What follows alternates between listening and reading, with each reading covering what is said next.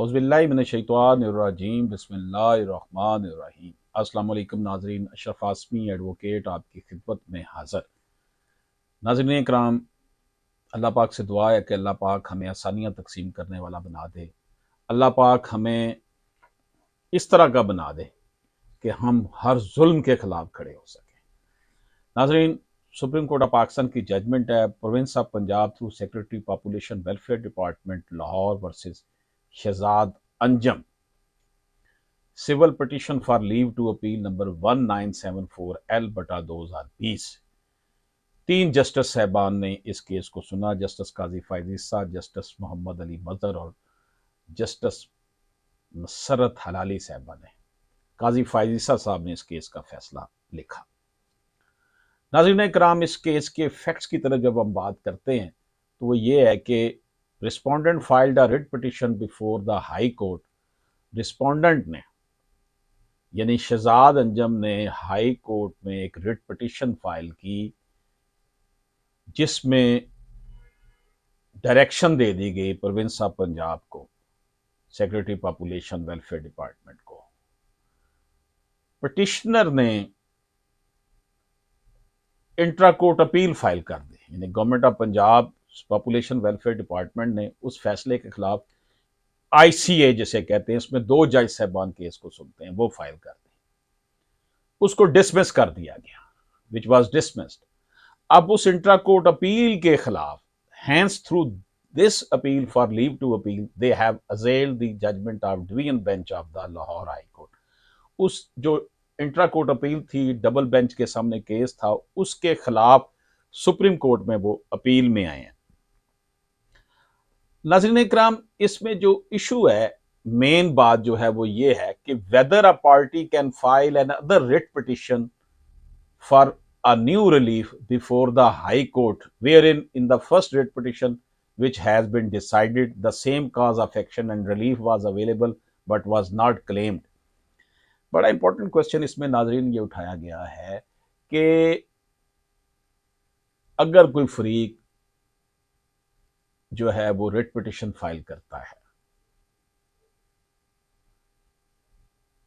और फिर वो एक और रिट पिटिशन फाइल करता है किसी नए रिलीफ के लिए कि मुझे ये रिलीफ दिया जाए, मुझे ये दादरसी की जाए हाई कोर्ट में, लेकिन जो उसने पहली रिट पिटिशन की होती है उसमें उसका फैसला हो चुका होता है, काज ऑफ एक्शन उसको उस वक्त भी अवेलेबल थी, लेकिन उसने वो रिलीफ नहीं क्लेम किया था। तो मैं इसे मजीद सिंप्लीफाई करता हूं कि एक शख्स ने एक रिट पिटिशन फाइल, कोई रिट पिटिशन फाइल हुई और वो डिसाइड होगी। अब वो शख्स क्या वो एक और writ petition, another writ petition file कर सकता है किसी नए रिलीफ के लिए, किसी नई दादरसी के लिए? हालांकि जब उसने पहले रिट पिटिशन फाइल की थी उस वक्त भी वो कॉज ऑफ एक्शन था और वो रिलीफ मांग सकता था और उसने नहीं मांगा। ये क्वेश्चन है हमारे सामने।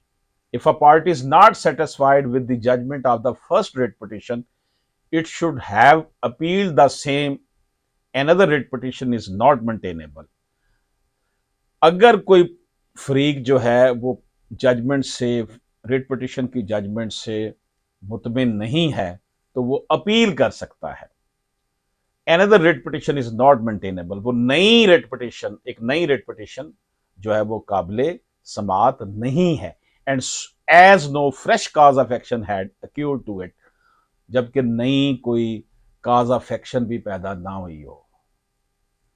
तो नाजरीन, if a party is not satisfied with the judgment of the first writ petition, it should have appealed the same, or if the same was not implemented, it should have sought its implementation, which could have been by invoking the contempt of jurisdiction of the high court। कि अगर कोई फरीक high court की किसी judgement, writ petition में जो judgement थी उससे मुतमिन नहीं है और उसने वो इसे अपील कर सकता था, या उसके ऊपर अमल दरामद कराने के लिए, if the same was not implemented, अगर उसके ऊपर अमल दरामद नहीं हुआ, it should have sought it implementation which could have been invoking the, अगर उसके ऊपर अमल दरामद नहीं हुआ तो वो कंटेम्प्ट ऑफ कोर्ट में जा सकता था, तौहीन अदालत में जा सकता था कि जनाब ये अभी तक इसके ऊपर अमल दरामद नहीं हुआ।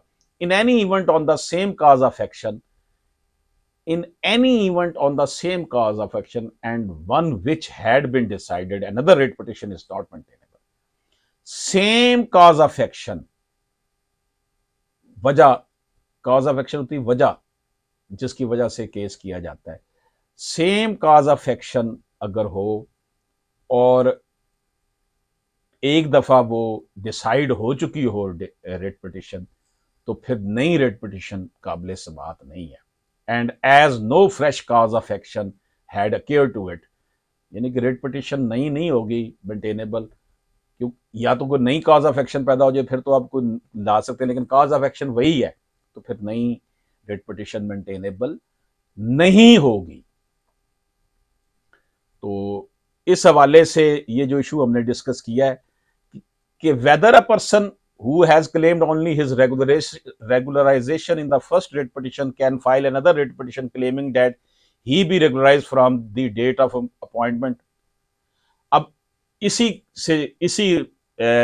writ petition में जो बात थी, पहली बात तो ये डिसाइड हुई कि वो writ petition अगर एक करता है और उसको डिसाइड कर दिया जाता है तो वो नई writ petition मेंटेनेबल नहीं होगी उसी कॉज ऑफ एक्शन पर। और दूसरा इसका पहलू यह था कि अगर किसी शख्स ने रेगुलराइजेशन सिर्फ क्लेम की है रिट पिटिशन में और वो उसकी रिट पिटिशन जो है वो डिसाइड हो गई है, तो क्या फिर वो नई रिट पिटिशन फाइल करके उसमें ये कह सकता है कि उसे रेगुलराइजेशन डेट ऑफ अपॉइंटमेंट से दी जाए, हालांकि ये पहली में भी कर सकता था क्लेम। तो he could not seek this relief subsequently because of the restriction in Order 2 Rule 2 of Civil Procedure Code 1908। CPC का जो रूल है Order 2 Rule 2 1908 के तहत वो ये रिलीफ नहीं मांग सकता था, क्योंकि जिस वक्त उसने रिट पिटिशन की थी उस वक्त भी उसको ये कॉज ऑफ एक्शन था कि वो उस वक्त मांग लेता कि मुझे डेट ऑफ रेगुलराइजेशन से चाहिए, अपनी डेट ऑफ अपॉइंटमेंट से चाहिए date regularisation. Where a person had only sought his regularisation and after he is regularised, एक बंदे ने अपनी रेगुलराइजेशन मांगी है और उसको रेगुलराइजेशन मिल गई है हाई कोर्ट के हुक्म से। He wanted the regularization to take effect from the date of his initial appointment on contract basis. फिर वो दोबारा रिट करता है कि जनाब मुझे मेरी जो डेट ऑफ अपॉइंटमेंट है, इनिशियल अपॉइंटमेंट जब मैं कॉन्ट्रैक्ट पे हुआ था उस वक्त से मुझे रेगुलर किया जाए। He could not seek this relief subsequently। बाद अज़ां वो ये रिलीफ नहीं ले सकता, क्योंकि Order 2 Rule 2 CPC ये कहता है कि आपने जब को केस लेकर आए हैं तो जब आपको कॉज ऑफ एक्शन थी तो उसी वक्त उसको आपने मांगना था, बाद में नहीं आप मांग सकते। तो अशरफ आसमी एडवोकेट को इजाज़त दीजिए। अल्लाह हाफिज़।